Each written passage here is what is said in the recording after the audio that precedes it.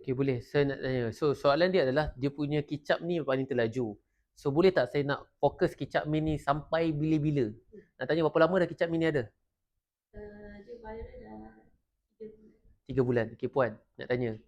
Macam mana sekali hebat pun kicap mi kita viral, maksimum untuk produk kita relevant dalam pasaran adalah 1 tahun.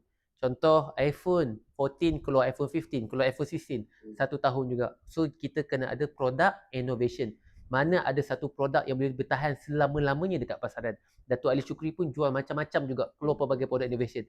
Tapi Puan kata kami dah buat PES, kami dah buat dah ready to eat, tapi tak jadi sangat. So apa nak kena buat? Keluarkan produk innovation kicap mi 2, iaitu adalah kicap mi pedas. Lepas tu ada kicap mandung. I don't know lah kicap apa nak buat, kicap soya.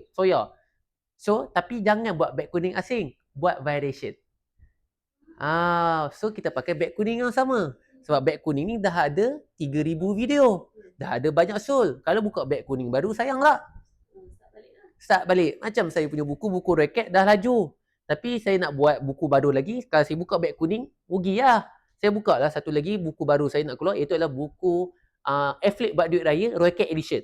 So, saya tumpang beg yang ni. So, dia akan lebih laju and lebih mudah.